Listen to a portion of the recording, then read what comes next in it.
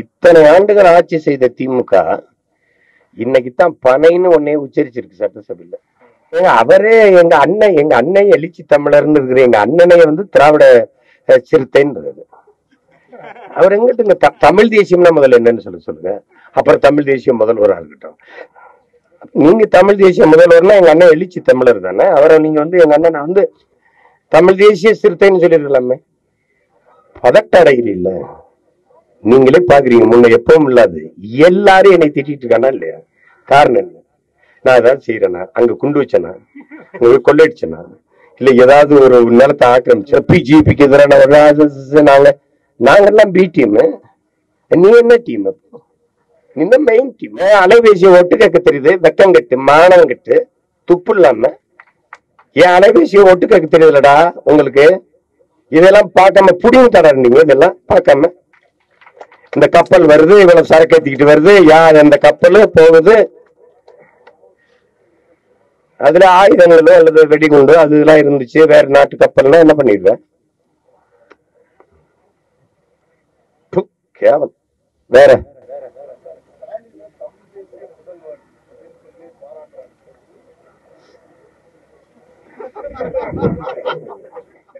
என்ன வேண்டா பதில் சொல்றது? அவரே எங்க அண்ணன் எழுச்சி தமிழர்னு இருக்கிற எங்க அண்ணனை திராவிட சிறுத்தைன்றது. அவர் எங்கிட்ட தமிழ் தேசியம்னா முதல்ல என்னன்னு சொல்லுங்க. அப்புறம் தமிழ் தேசியம் முதல்வராக இருக்கட்டும். காரணம் யாரு தெரியுமில்ல இந்த வார்த்தைகள் எல்லாம் பயன்படுத்துறதுக்கு? நான் தான் அடியன் தான். ஒரு கட்சியில எல்லா கட்சிக்கும் எதிர்கட்சிங்க நாம் தமிழர் கட்சி எல்லாரும் திட்டான். நான் அப்படியே படுத்துக்கிட்டு அப்படி பார்த்து ஓகே ஓகே. எனக்கு ஹிட்லர் சொல்றான், உன்னைய பார்த்து அதிகமா திட்டானாடாவே, அவன் தாண்டா உன்னை பார்த்து அதிகமா பயப்படுறான், விடுறா விடுறா ரசிடாங்கிறான். நான் என்ஜாய்.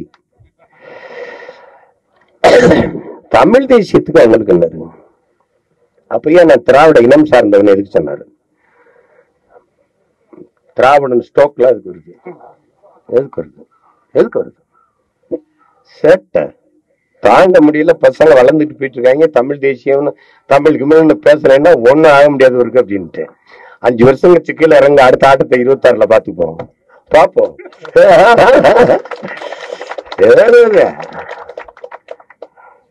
நீங்க தமிழ் தேசிய முதல்வர்னா எங்க அண்ணன் எழுச்சி தமிழர் தானே. அவரை நீங்க எங்க அண்ணன் தமிழ் தேசிய சிறுத்தைன்னு சொல்லிருக்கலாமே. சட்டை தானே, அதிகார திமிர் தானே.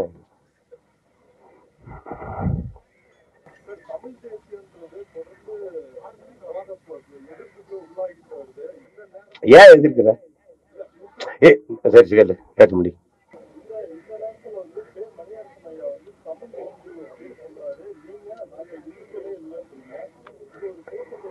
அது அப்பாவுக்கு மகனுக்கு கருத்து முரண் இருக்கக்கூடாதுன்னு ஒண்ணும் இல்ல. இப்ப எங்க அப்பா நடைபயிற்சி பண்றாங்க, நான் ஓடுறேன். 2 பேருக்கும் நோக்கம் உடல் நலன் தான். எங்க அப்பா என்னை மாதிரி ஓட சொல்லக்கூடாது, புரியுதா? என்னை எங்க அப்பா மாதிரி நடந்து சொல்லக்கூடாது. நோக்கம் ஒண்ணுதான், உடல் நலன். அவங்க அந்த கோட்பாட்டுல இருக்கிறாங்க. 1956 மொழிவழி மாநிலங்கள் பிரிக்கிறதுக்கு முன்னாடி இங்க இருந்த எல்லாரும் தமிழர்கள்னு ஏற்கிறேங்கிறாங்க. நான் அதை ஏற்கல.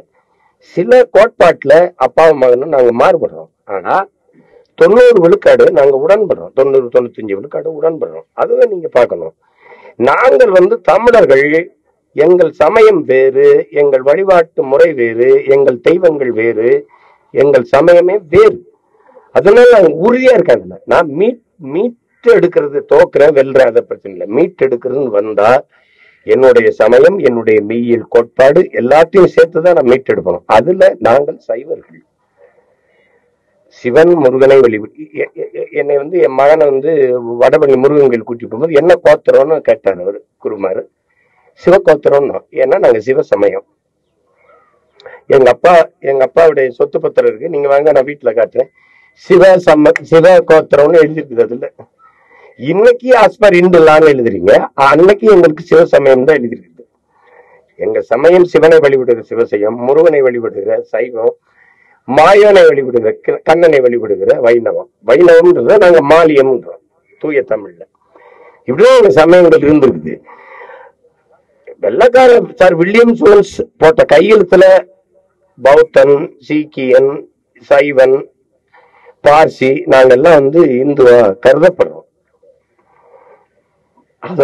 சரித்திரப்படி நாங்க இந்து இல்ல, வெள்ளக்காரன் போட்ட சட்டப்படி இந்து. அதை நான் ஏற்கல, எதிர்க்கிறேங்கிறேன், அவ்வளவுதான். அப்படிலாம் கிடையாது. தமிழன் இந்துவே இல்லையே, கிறிஸ்தவம் இஸ்லாமும் தமிழன் சமயமே இல்லையே. ஒன்னு ஐரோப்பிய மதம், இன்னொன்னு அரேபிய மதம் சமயம். என்னுடைய சமயம் சைவம், என்னுடைய சமயம் மாலியம், என்னுடைய சமயம் சிவசமயம். அத தெரியாம நீங்க மீளணும் அப்படின்னு மரச்சக்கு என்னைக்கு வரீங்களா அது மாதிரி இருக்கு, வா திருப்பி வா. சர்க்கரை சீனியை விட்டுட்டு கருப்பட்டிக்கு வரீங்களா அது மாதிரி வந்துரு. அவ்வளவுதான் நான் கூப்பிடுறேன், அதுதான் கூப்பிடுறேன். இப்ப வேற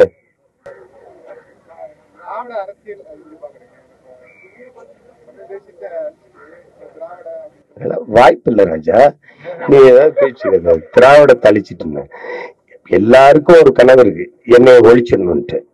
நானே சொல்றேன், நான் ஒளிஞ்சிடுறேன். உங்களை எல்லாம் ஒழிச்சிட்டு நானே 2 கையந்திக்கு ஒளிஞ்சிடுறேன். பதட்டடையில் இல்ல, நீங்களே பாக்குறீங்க. முன்ன எப்பவும் இல்லாது எல்லாரும் என்னை திட்டிட்டு இருக்கானா இல்லையா? காரணம் என்ன? நான் ஏதாவது செய்யறேனா, அங்க குண்டு வச்சேனா, கொள்ளையடிச்சேனா, இல்ல ஏதாவது ஒரு நிலத்தை ஆக்கிரமிச்சேனா? ஒண்ணும் கிடையாது. நான் பாட்டுக்கு படுத்திருக்கேன் வீட்டுல, படிச்சுக்கிட்டு கட்சி வேலை பார்த்துருக்கேன். எதுக்கு இவ்வளவு பதட்டடைகிற?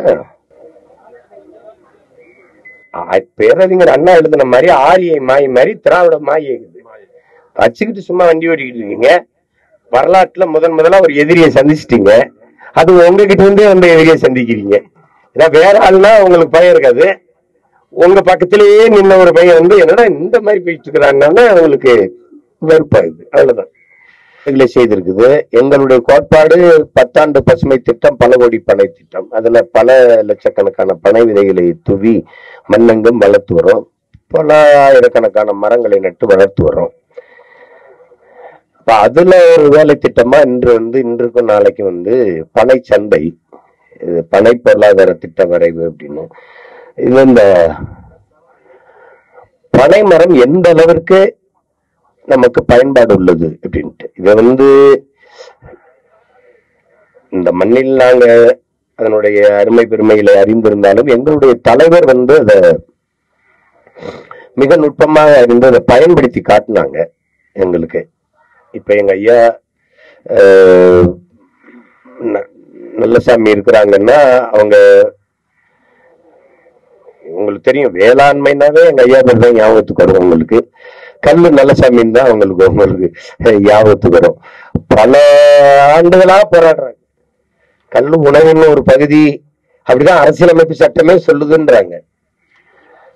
எங்க தாத்தா அதிகமான எங்க பாட்டி அவையுமே கல்லுன்னு இருக்காங்கிறத சங்க இலக்கியங்கள் சொல்லுது. அது ஆனால் இந்த அரசுகள் கல்லை மதுன்னு தடை செஞ்சுட்டு இந்த பீர் பிராண்டி விஸ்கி எல்லாம் புனித தீர்த்தம் போல வித்துக்கிட்டு இருக்குது. அது காரணம் கல்லை திறந்து விட்டா என்னன்னா, கல்லை குடிச்சு செத்தவனும் இல்லை, சொத்தம் பட்டி வித்தவனும் இல்லை. கல்லுங்கிறது ஒரு 2 செம்பு குடிச்சுட்டான்னா போதும்னு சொல்லுவான்.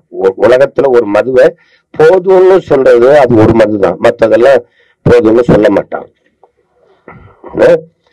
அதை திறந்து விட்டா இவங்களுடைய டாஸ்மார்க்கு சரக்கு தயாரிக்கிற தொழிற்சாலைகளை இவங்களை வச்சிருக்கிறதுனால அந்த தொழில் நட்டப்பட்டு போயிருங்கிறதுனால இதை மதுன்னு நிறுத்தி வச்சிருக்காங்க. இப்ப ஆந்திரால இருக்குது, கேரளால இருக்குது, கர்நாடகால இருக்குது, புதுச்சேரியில கூட இருக்குது. கல் இறக்குறாங்க, சாராயமும் விற்குது, கல்ல விற்குது. ஆனா அதை தமிழ்நாடு அரசு அதை பொருள்படுத்துறது இல்லை. 17 காய்ச்சிற கருப்பட்டி விலை 350, கல்லுல காய்ச்சிற கருப்பட்டின்னு விலை 500 ரூபாயா இருக்குது. ஆனா அந்த 17 கொஞ்சம் சுண்ணாம்பு அடிக்கிறதுனால கொஞ்சம் கலப்படமாயிருதுன்ட்டு சிறிதும் கலப்படத்த விரும்பாத இந்த மக்கள் தான் காசு வாங்கிட்டு ஓட்டு போடுறாங்க. அது வேற அந்த அளவுக்கு இது எங்கள் தலைவர் பயன்படுத்தி காட்டினாங்க. முதல்ல மைதாவுக்கு பதிலா பனங்கிழங்க பயன்படுத்தினாங்க. பனங்கிழங்க அவிச்சு காய வச்சு அதை அரைச்சு மாவாக்கி மைதாவுக்கு பதிலா சப்பாத்தி சுடுறது, தோசை சுடுறது, களி செய்யறது, உப்புமா செய்யறது எல்லாத்துக்கும் பயன்படுத்தி காட்டினாங்க. அதை இப்ப அது சான்று நானே இருக்கேன். நான் எங்க வீட்டுல பயன்படுத்துறேன். என்னுடைய மகன் பனங்கிழங்கு மாவை களியா சாப்பிடுவான், நான் சப்பாத்தியா சாப்பிடுறேன். அப்படி அப்படி சாப்பிடுறேன். அப்ப பழத்துல இருந்து இனிப்பான மிட்டாய் செஞ்சு காட்டினாங்க. என்னென்ன செய்ய முடியும் அப்படின்ட்டு எங்க தலைவர்கிட்ட கேக்குறாங்க, பிரபாகரன் நீ தனிநாடுன்னு கேட்டுக்கிட்டே இருக்கிறியே, இதுல என்ன வளம்? ஒரு வளமும் இல்லையே, கொஞ்சோண்டு இடம், இதுல என்ன வளம் இருக்கு? நீ தனிநாடு அடைஞ்சு என்னன்னு சாதிக்க போற, என்ன பண்ணுவ அப்படின்னு. அதுக்கு என் தலைவன் சொன்ன பதில், எனக்கு என் பனைமரமும் இறாலும் போதும் அப்படின்ட்டு. ஏன்னா எங்களுக்கு இயற்கையிலே கடல்ல பின் தண்ணி, அதுல நாங்க சதுப்பு நில காடு, அதுல இறால் ரொம்ப நல்லா வளரும், ரொம்ப சுவையான இறாலா இருக்கும். அப்புறம் பனை, என்னுடைய பனையும் என்னுடைய இறாலும் எனக்கு போதும், அதை வச்சு நான் பொருளாதாரத்துல மேம்பட்டுருவேன் அப்படின்னு சொன்னாங்க. அதான் நம்ம பார்க்கணும். உலகில் ஒரு மரம் தன்னுடைய உடலில் எல்லா பாகங்களையும் மானுட பயன்பாட்டுக்கு கொடுக்குது அப்படின்னா அது உலகத்திலே பனையாதான் இருக்க முடியும். தென்னை பராமரிக்கணும், பனையை பராமரிக்க வேண்டியதில்லை. அது உடம்புல இருக்கிற அந்த மட்டையை மட்டும் கிழிச்சு விடணும், அவ்வளவுதான். மற்றபடி தென்னைக்கு அதுக்கு பராமரிக்கணும், பாதுகாக்கணும் அப்படிலாம் இல்லை. அது ஒரு காட்டு செடி, அது காட்டு மரம். 1000 அடிக்கு கீழே போய் தண்ணீரை உறிஞ்சிட்டு வாழும். அந்த சாதாரணமா பார்க்கும்போது பனைன்னு நினைப்பீங்க, அது அப்படி இல்லை. அது ஓலை நமக்கு வீடாகுது, பாயாகுது, நார் கட்டில் ஆகுது, கொட்டான் ஆகுது, பொட்டி ஆகுது, மரம் சட்டமாகுது, நொங்கு, பதநீர், இளநீர் எல்லாம் வருது. பதநீர் வருது, கல் வருது, சர்க்கரை வருது, எல்லாமே அது நமக்கு பயன்பாட்டுக்கு இருக்கிற ஒரு மரமா பனை இருக்கு. அதனாலதான் நாங்க இந்த பல கோடி பனை திட்டத்தை கொண்டு வந்தோம். நாங்கள் அதிகாரத்துக்கு வரும்போது இருக்கிற பனையை எப்படி, இப்ப எங்க பிள்ளைகள் பனை சந்தையை வச்சிருக்கிறாங்க, பார்த்திருப்பீங்க, உள்ள போய் பாருங்க, எவ்வளவு வியப்பு இருக்குன்னு பாருங்க. அதுல அந்த பனை எப்படி பயன்படுத்தலாம்ங்கிறத நாங்க காட்டிட்டு போவோம். ஆனா நாங்க நட்டு வச்ச மரம் பெரும் மரமாறதுக்கு நாளாகும். எங்க பிள்ளைகள் அதுக்கு பிறகு அதை பயன்படுத்தி பொருளாதாரத்தை மேம்படுத்திக்கிடுவாங்கிற நம்பிக்கை எங்களுக்கு இருக்கு. அப்ப இன்னைக்கு இயற்கை உணவுக்கு மக்கள் திரும்புறாங்க. உங்களால நம்ப முடியுதா? அமெரிக்கால 1 கிலோ கருப்பட்டி 1000 ரூபாய். 1000 ரூபாய் 1 கிலோ கருப்பட்டிங்கிறது எவ்வளவு? 3 வட்டு, அவ்வளவுதான். 1000 ரூபாய். ஆனா அதை உற்பத்தி செய்யறதுக்கு மக்கள் விரும்புகிற அளவுக்கு, இயற்கை உணவுக்கு திரும்பி வர்ற அளவுக்கு உற்பத்தி ஈடு கொடுக்க முடியல, நம்மளால முடியல. சந்தைப்படுத்தும் போது ஆர்கானிக் ஃபுட்டு, மரச்செக்கு எண்ணெய் அப்படின்னு எழுதி வைக்கிறாங்களே, உண்மையிலேயே மரச்செக்கு எண்ணெய் அது அப்படின்னு தெரியாது. ஆனா அந்த வார்த்தையில ஒரு மயக்கம் இருக்கு, நமக்கு இப்ப இருக்கு. ஏன்னா திரும்புறோம் மறுபடியும் கறி வச்சு, உப்பு வச்சு, சாம்பல் வச்சு பல்லு விளக்க திரும்புறோம், பேஸ்ட விட்டுட்டு. அப்புறம் வேப்பங்குச்சி வச்சு பல்லு விளக்க விரும்புறோம். அவனே சொல்றான், உங்க போஸ்டில் மீன் இருக்காங்கிறான். நான் ஏன் அதை ரொம்ப நாளா நாங்க பல்லு விளக்கிட்டு இருந்தோம், யாரா அப்படி பண்ணிட்டீங்க அப்படின்னு. அந்த மாறுதல் கொண்டு இருக்குது. இதெல்லாம் எங்களுடைய சமூக கடமையாக நாங்க நினைக்கிறோம், கட்சி வேலையா நாங்க நினைக்கல. இது குறித்த பார்வை, இது குறித்த விழிப்புணர்வு. சீனாவில இருந்து வர்ற பாய், சீனால இருந்து இந்த கொட்டான், சீனால இருந்து இந்த கிளுகிழுப்ப, அதெல்லாம் பெரிய சந்தையா இருக்கு. என் தம்பிகள் அரபு நாடுகள்ல, துபாய், ஈராக்கு, ஈரான்ல இருந்து எனக்கு அனுப்புவாங்க. ஆனா இங்க இருந்து பாருங்கன்னா, இந்த ஜப்பான்ல இருந்து இந்த கொட்டான்னு இது 250 ரூபான்னு படுத்தப்படுவாங்க. என்னடா அப்படின்ட்டு. அதெல்லாம் நாங்க வீட்டுல இருந்தே தயாரிச்சிட முடியும். அது அது அது அது அப்புறம் அது எப்படி செய்யறதுங்கிறது அப்புறம். அது நமக்கு ஒரு பெருங்கனவு இருக்கு. ஆனால் இந்த வேலை திட்டத்தை முன்னெடுத்து இதை மக்களுக்கு ஒரு விழிப்புணர்வு ஏற்படுத்தணும், இதன் பக்கம் ஒரு ஈர்ப்பை ஏற்படுத்தணும்ட்டு என்னுடைய பிள்ளைகள், குறிப்பா என்னுடைய தங்கை வெண்ணிலா அவர்கள், என்னுடைய தம்பி காசிராமன், என்னுடைய ஐயா மரமா சிலாமணி, சுற்றுச்சூழல் பாசறையில் இருக்க தம்பி பனை சதீஷ், என்னுடைய தம்பி வருணன், என்னுடைய தம்பி வித்யாசாகர் எல்லாம் இதுல பெரிய அளவுக்கு பணியாற்றி இதை எடுத்துக்கிட்டு போறாங்க. அவங்களுக்கெல்லாம் என்னுடைய வாழ்த்துக்கள், பாராட்டுக்கள். இந்த மனிதனை பார்த்துக்கிடுங்க. இவரை போல ஒரு அறிஞர், வேளாண் பேரறிஞர், எங்க அப்பா நம்மாழ்வாருக்கு இணையான ஒரு அறிஞர் கல் நல்லசாமின்னு தான் எல்லாருக்கும் தெரியும். அவங்க பல போராட்டங்களை செஞ்சிருக்காங்க. அதுல நானும் போய் நின்று போராடி இருக்கேன் அவங்களுக்காக. அது அவங்களோட தர்க்கம் பண்ணி வெல்வதற்கு இங்க யாரும் எந்த அறிஞரும் இல்லை, எந்த அமைச்சரும் இல்லை, எந்த அறிஞரும் இல்லை. அதனால அவர் பேச்ச யாரும் கேட்கறதா இல்லை. அதான் பிரச்சனையே இங்க. அவர் எவ்வளவு சொல்றாங்க, சட்டப்படியும் சொல்றாங்க, சத்தியப்படியும் சொல்றாங்க, எவ்வளவு சொல்லி பாக்குறாங்க, கேட்கிற மாதிரி இல்ல.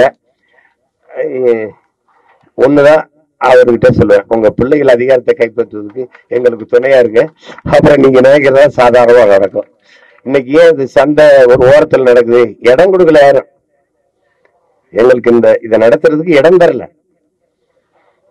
கடைசியா என் தங்கச்சியுடைய பள்ளிக்கூடம், அதனால கொடுத்து ஒரு ஓரத்துல நடத்திக்கிட்டு இருக்கிறோம். இந்த நிலை இல்லாம வருங்காலங்கள்ல இது அரசு விழாவாக இதெல்லாம் நடக்கிறதுக்கு வாய்ப்பு தரணும், நீங்க எல்லாம் தரணும். பனை அப்படின்னா அதையே நினை, அப்படிதான் நான் சொல்லுவேன். ஏன்னா அதனாலதான் அது தேசிய மரமா இருக்கு. பனை தமிழ் தேசிய இனத்தின் தேசிய மரம் அப்படின்னா பனை. அத நினைவில் வச்சுக்கிடுங்க. எதிர்காலத்தில் பதநீர், இளநீர், நொங்கு, கரும்புச்சாறு, பழச்சாறு இவையெல்லாம் தேசிய குடிபானங்களாக மாறும். கல், பனம்பால், தென்னம்பால், மூலிகை சாறு என்று அறிவிக்கப்பட்டு கல்லுங்கிற வார்த்தை ஒழிக்கப்பட்டு, ஏன்னா கல் உண்ணாமையே எங்க தாத்தா பாடிட்டாரு அவரு, கல் உண்ணாதரா அப்படின்ட்டு. சரி போ அந்த குரலை தூக்கிட்டு கல் உண்ணாமை தூக்கிட்டு நாங்க கல்லை தூக்கிட்டு மூலிகை சாறு, பனம்பால், தென்னம்பால், மூலிகை சாறு, அருகம்புல்லு புல்லு, அதை குடிச்சா உடம்புக்கு நல்லதுன்றான். இது எவ்வளவு பெரிய புல்லு இந்த பனை, அப்ப இதன் சாறு எவ்வளவு வலிமையா இருக்குன்னு யோசிச்சிருக்க. பனம்பால், தென்னம்பால், மூலிகை சாறுன்ட்டு கடையை திறப்போம், டாஸ்மார்க்கம் மூடுவோம். அதை என்ன வைப்போம்னா தமிழர் தேசிய மதுபானம், தமிழ் தேசிய மதுபானம் என்று அறிவிப்போம். அது கொண்டு வருவோம். இது எங்க பிள்ளைகள் உருவாக்கிய மாற்று. பனையை வைத்து எப்படி பொருளாதாரத்தை பெருக்க முடியுங்கிற திட்ட வரைவு. 51,200 கோடிக்கு ஆண்டு ஒன்றுக்கு நம்ம வருமானத்தை பெருக்க முடியும். சாராயம் 30,000 கோடி தான் ஆண்டு ஒன்றுக்கு. இருக்கிற பனையை பயன்படுத்தி நம்ம இந்த வேலை திட்டத்தை செய்யும் போது 51,200 கோடிக்கு நம்ம பொருளாதாரத்தை பெருக்கும். பனையை மட்டும் வைத்து பாலின் சந்தை மதிப்பு 3 லட்சம் கோடி இருக்கு. அது வேற, அதுக்கு அவங்க வரமாட்டாங்க. மாடு வளர்க்கறது அவங்களுக்கு அவமானம், அது ஆடு வளர்க்கறது அவமானம். 1 கிலோ கறி 1000 ரூபாய்க்கு விற்கிது, அது சாப்பிடும்போது இனிக்குது, ஆனா வளர்க்க மாட்டாங்க. 1 கிலோ நாட்டுக்குள்ள கோழி கறி வந்து 650 ரூபா. அது வேற. அது நாங்க வர்ற வரைக்கும் இப்படிதான் இருக்கும், கேவலமா தான் பேசிட்டு இருப்பாங்க. அது பிரச்சனை இல்லை. தமிழ்நாட்டுக்கு கறியும் பாலும் ஆந்திராவில இருந்து வருது. ஏன் ஆந்திராவில வருது? நீ உங்களுக்கு ஆடு மாடு வளர்க்கறதுல என்ன பிரச்சனைன்னு கேளுங்களேன் அரசுகிட்ட, ஒரு தடவை கேளுங்களேன். அவமானம். சரி, அப்ப ஏசு மெச்சிருக்கிறாரு, நபிகள் நாயகம் ஸல்லல்லாஹு அலைஹி வஸல்லம் அவர்கள் மெச்சிருக்கிறாங்க, பகவான் கிருஷ்ணர் மெச்சிருக்கிறாரு. அப்ப அவங்கெல்லாம் இப்ப கேவலமானவர்கள், அவங்களெல்லாம் அவமானப்படுத்துறீங்களா நீங்க? வீட்டுக்கு வீடு மாடு, ஆடு, நாட்டுக்கோழி கொடுத்தீங்களா இல்லையா? எது கொடுத்தீங்க? வீட்டுல வளர்க்கணும்னு கொடுத்துருக்கீங்க. நான் என்ன சொல்றேன், நான் வந்தா நாட்டுல வளர்ப்போன்றேன். That's all your honour. இதுல என்ன உங்களுக்கு பிரச்சனை? இதுல என்ன பிரச்சனை உங்களுக்கு? அதுக்கு ஐயோ பழமையை திருப்புறாரு, பழங்காலத்துக்கு போறாரு அப்படின்னு. இத்தனை ஆண்டுகள் ஆட்சி செய்த திமுக இன்னைக்குத்தான் பனைன்னு ஒன்னே உச்சரிச்சிருக்கு சட்டசபையில. இந்த கட்சி பனை மரம்னு ஒன்றே இன்னைக்குதான் உச்சரிக்குது. காரணம் யாரு? நாங்க தான். பனை விதைகளை தூவுகிறோம், 2 லட்சம் பனை விதைகளை நடுகிறோம். இத்தனை ஆண்டுகளை நட்டிருந்தா எவ்வளவோ பனை மரங்களை உருவாக்கி இருக்கலாம். பல லட்சம் தொண்டர்களை வச்சிருக்கிறோம். உங்க பிறந்த நாளைக்கு ஒவ்வொரு தொண்டரும் ஒரு மரம் வச்சிருந்தாலும் பல கோடி மரங்களை நேரம் நட்டிருக்கலாம். சரி, அதை பேசி பயன் இல்லை. மண்ணின் மீதும் மக்களின் மீதும் அக்கறையும் பற்றுடன் இருக்கிறவங்க தான் அதை பத்தி சிந்திப்பாங்க. அது பயனில்லை. ஆனாலும் இந்த திட்ட வரைவை, எங்க பிள்ளைகள் வச்சிருக்கிற அந்த திட்ட வரைவை கொண்டு போய் நீங்க சேருங்க. கடமை செய்யறது எங்கள் பணி மட்டும் இல்ல, உங்க பணியும் இருக்கு. சேருங்க. இதெல்லாம் கொண்டு போயிடலான்னு தெரியல. ஏதாவது யாரையாவது ஏதாவது பேசியிருந்தா அதை போடுவீங்க. இது நல்ல விஷயமா இருக்கு, அதனால கொண்டு போக மாட்டீங்க. நல்ல செய்தியா இருக்கு, கொண்டு போக மாட்டீங்க. இந்த மனிதரை அதிகமா பேசுங்க. எங்க அப்பா இல்ல, நம்மாழ்வார் இல்ல, இருக்கிற ஒரே ஒரு நம்மாழ்வார் இவர் தான் இருக்கிறாரு. இவரை பிடிச்சுக்கிறங்க, விட்டாதீங்க.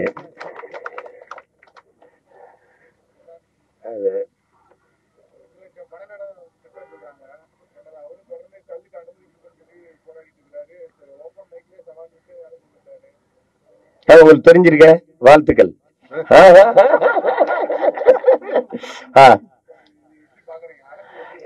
அரசு தம்பி, டாஸ்மார்க்கு சரக்கு எந்த தொழிற்சாலையில இருந்து வருது, எந்த ஆலையில இருந்து வருது?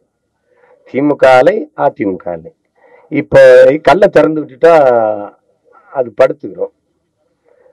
நீங்க நட்டப்பட விரும்புவீங்களா? அதுக்காக என்ன கஷ்டப்பட்டு அதிகாரத்துக்கு வர்றீங்க? அதனால அதான் காரணம் தான். எங்களுக்கு எங்க 2 பேருக்கும் ஒரு தொழிற்சாலை இல்ல. நான் வந்தா உடனே மூடா, அப்புறம் பேசுவோம்.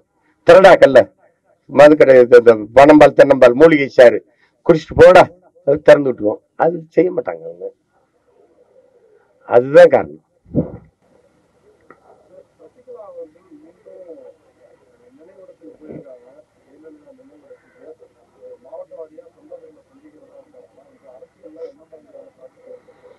அது மாதிரி இல்ல, ஜெயலலிதா நினைவிடத்துக்கு போறதுக்கு அவங்களை விட உரிமை பெற்றவர் இங்க யாரும் இல்லை. உங்களுக்கு தெரியும். அது அவங்க மிக நெருக்கமான ஒரு உறவா இருந்த மனுஷி.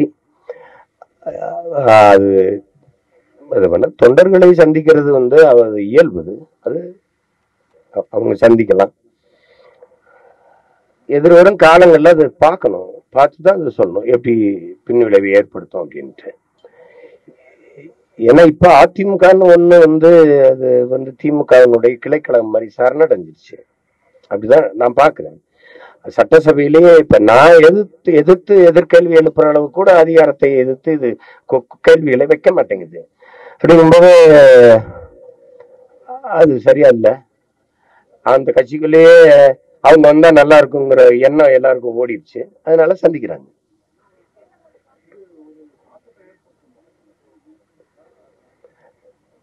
தாக்கம்ங்கிறது அந்த கட்சிக்குள்ள தாக்கத்தை பெரிய அளவுக்கு ஏற்படுத்த வாய்ப்பு இருக்குல்ல, ஏற்படுத்தும்.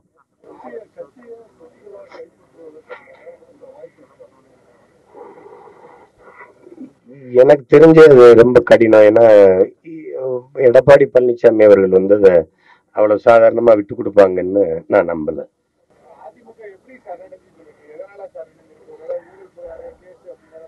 ஆமா, அது இருக்குதுல. நீங்க உங்களுக்கு தெரியாத ஒண்ணும் இல்லையே, நீங்களே அது சொல்றீங்கல்ல, ஊழல் புகாரு. இல்ல, நீங்க ஒரு எதிர்கட்சி 5 மாசத்துல ஆட்சியில இருக்கிற குறைபாடுகளை சுட்டி காட்டினதா ஒன்று சொல்லுங்க. சந்திக்கிறது, அப்புறம் அதை பேசி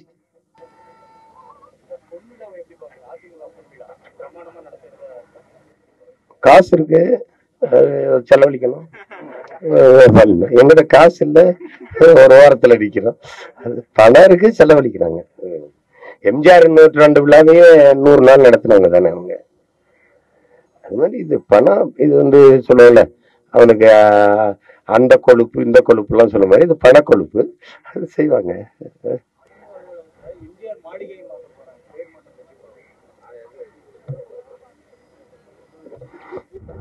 என்ன பதில் சொல்றது தெரியும். சரி, எம்ஜிஆர் மாளிகைன்னா அதுல எம்ஜிஆர் மாளிகைன்னு சொல்லிட்டு போவோம், அவ்வளவுதானே. வேற என்ன சொல்றது? என்ன செய்யறதுன்னு தெரியல, என்ன செய்யறது இல்ல. அணுக்கழிவை கூடங்குளத்திலேயே வைக்கலாம்னு மத்திய அரசு சொல்லுது.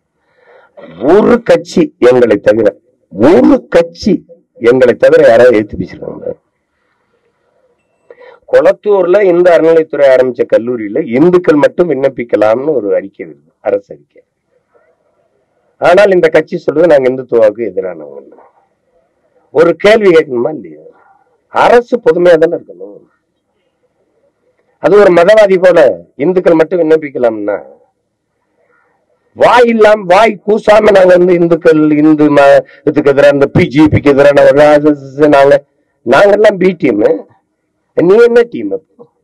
இந்த மெயின் டீம். ஒருத்தர் பேசல. என்கிட்ட கேள்வி கேட்கிறீங்க, நீங்க கேட்டீங்களா இந்த கேள்விய? கேளுங்களேன். அதானி போர்ட்ல, அதானி துறைமுகத்துல 21,000 கோடிக்கு 3,000 கிலோவுக்கு அந்த கராயில இறங்கி இருக்க. இதுதான் முதல் கப்பலா? இதுக்கு முன்னாடி எத்தனை கப்பல் வந்துச்சு? எவ்வளவு சரக்கு வெளியில போச்சு? ஒருத்தரும் கேள்வி எழுப்பினாங்க. நம்ம முதலாளி கோச்சுப்பார். எஜமான் டென்ஷன் ஆயிட்டாருன்னா பிரச்சனை ஆயிருமில்ல. அதான் கேவலம். இதெல்லாம் ஒரு கேவலம். ஒரு கப்பல் வந்து நிக்குது, 21,000 கோடிக்கு சரக்கு அதுல இருக்குதுன்னு சொல்லுது. 2 பேர் கைது செய்யப்பட்டிருக்காங்க, புருஷன் மண்டாட்டி. 2 பேர் இவ்வளவு பெரிய சரக்கு ஏத்திட்டு கப்பல்ல கொண்டாண்டானா? வேற யாருக்கும் சம்பந்தம் இல்லையா? ஏன் அலைபேசியை ஒட்டு கேட்க தெரியுது? வெக்கம் கட்டு, மானம் கட்டு, துப்பு இல்லாம ஏன் அலைபேசியை ஒட்டு கேட்க தெரியுதுலடா உங்களுக்கு? இதெல்லாம் பார்க்காம புடிங்க தரீங்க. இதெல்லாம் பார்க்காம இந்த கப்பல் வருது, இவ்வளவு சரக்கு ஏத்திக்கிட்டு வருது, யார் அந்த கப்பல் போகுது, அதுல ஆயுதங்களோ அல்லது வெடிகுண்டு அதெல்லாம் இருந்துச்சு, வேற நாட்டு கப்பல்னா என்ன பண்ணிடுவேன்? கேவலம். வேற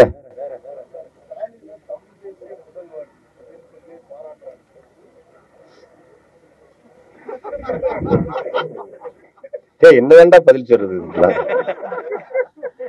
அவரே எங்க அண்ணன் எழுச்சி தமிழர்னு இருக்கிற எங்க அண்ணனை வந்து திராவிட சிறுத்தைன்றது. அவர் எங்கிட்ட தமிழ் தேசியம்னா முதல்ல என்னன்னு சொல்லுங்க. அப்புறம் தமிழ் தேசியம் முதல்வராக இருக்கட்டும். காரணம் யாரு தெரியுமில்ல இந்த வார்த்தைகள் எல்லாம் பயன்படுத்துறதுக்கு? நான் தான் அடியன் தான். ஒரு கட்சியில எல்லா கட்சிக்கும் எதிர்கட்சிங்க நாம் தமிழர் கட்சி. எல்லாரும் திட்டான். நான் அப்படியே படுத்துக்கிட்டு அப்படி பார்த்தே இருக்கேன். Okay okay. எனக்கு ஹிட்லர் சொல்றான், உன்னை பார்த்து அதிகமா திட்டானாடாவே, அவன் தாண்டா உன்னை பார்த்து அதிகமா பயப்படுறான், விடுறா விடுறா ரசிடாங்கிறான். நான் என்ஜாய். தமிழ் தேசியத்துக்கு அவங்களுக்கு என்னது? அப்பயே நான் திராவிட இனம் சார்ந்தவன் எதுக்கு சொன்னாரு? திராவிடன் ஸ்டோக்ல எதுக்கு வருது? எதுக்கு வருது? சேட்டை தாங்க முடியல. பசங்க வளர்ந்துட்டு போயிட்டு இருக்காங்க. தமிழ் தேசியம்னு தமிழுக்கு மேல பேசுறேன்னா ஒன்னும் ஆக முடியாது இருக்கு அப்படின்ட்டு 5 வருஷம் சிக்கல இறங்க. அடுத்த ஆட்டத்தை 26ல பாத்துப்போம், பாப்போம்.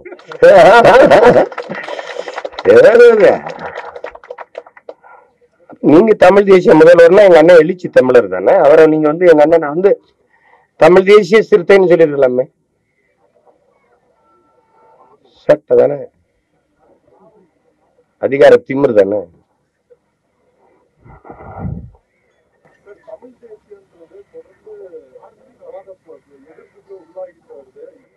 ஏன் எதிர்க்கிற? சரி கேளு, கேட்க முடியும்.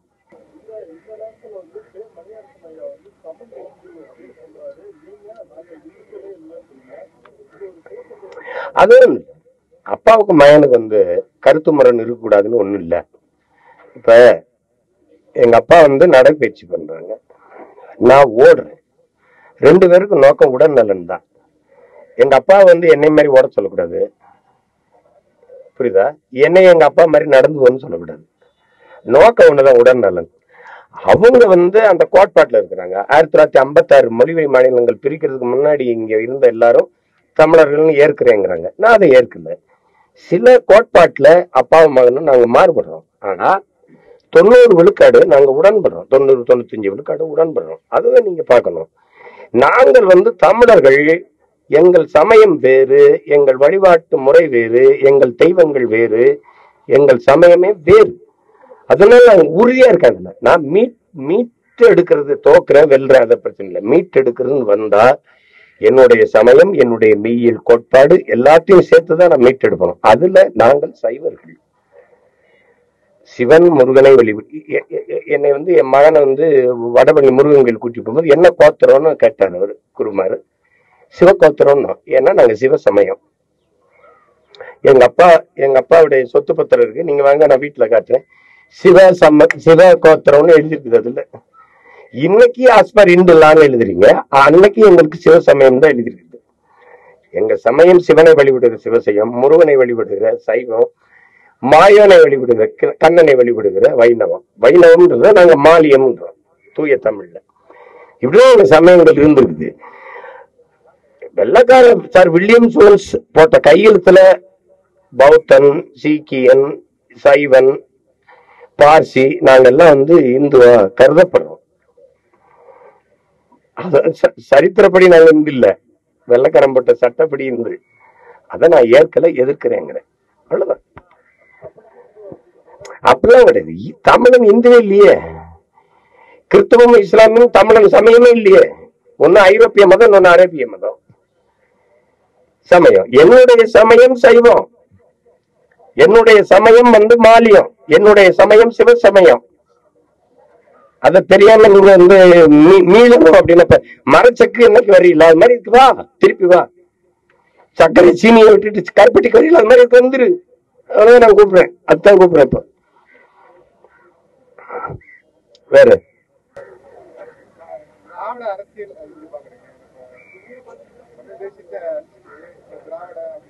வாய்ப்பு இல்ல ராஜா. நீ ஏதாவது பேச்சு திராவிட தளிச்சிட்டு இருந்த. எல்லாருக்கும் ஒரு கனவு இருக்கு, என்னைய ஒழிச்சிடணும்ட்டு. நானே சொல்றேன், நான் ஒளிஞ்சிடுறேன். உங்களை எல்லாம் ஒழிச்சிட்டு நானே 2 கேந்திக்கு ஒளிஞ்சிடுறேன். பதட்டடைகிறீ இல்ல, நீங்களே பாக்குறீங்க. முன்ன எப்பவும் இல்லாது எல்லாரும் என்னை திட்டிட்டு இருக்கானா இல்லையா? காரணம் என்ன? நான் ஏதாவது செய்யறேனா? அங்க குண்டு வச்சேனா? கொள்ளையடிச்சேனா? இல்ல ஏதாவது ஒரு நிலத்தை ஆக்கிரமிச்சேனா? ஒண்ணும் கிடையாது. நான் பாட்டுக்கு படுத்திருக்கேன் வீட்டுல, படிச்சுக்கிட்டு கட்சி வேலை பார்த்துருக்கேன். எதுக்கு இவனை பதட்டடைகிற? பேரறிஞர் அண்ணா எழுதின மாதிரி ஆரியை மாய் மாதிரி திராவிட மாயை வச்சுக்கிட்டு சும்மா வண்டி ஓடிக்கிட்டு இருக்கீங்க. வரலாற்றுல முதலா ஒரு எதிரியை சந்திச்சிட்டீங்க. அது உங்ககிட்ட இருந்தே அந்த எதிரியை சந்திக்கிறீங்க. ஏன்னா வேற ஆள்னா உங்களுக்கு பயம் இருக்காது. உங்க பக்கத்திலேயே நின்ன ஒரு பையன் வந்து என்னடா இந்த மாதிரி போயிட்டு இருக்கிறான்னா உங்களுக்கு வெறுப்பாயுது. அவ்வளவுதான்.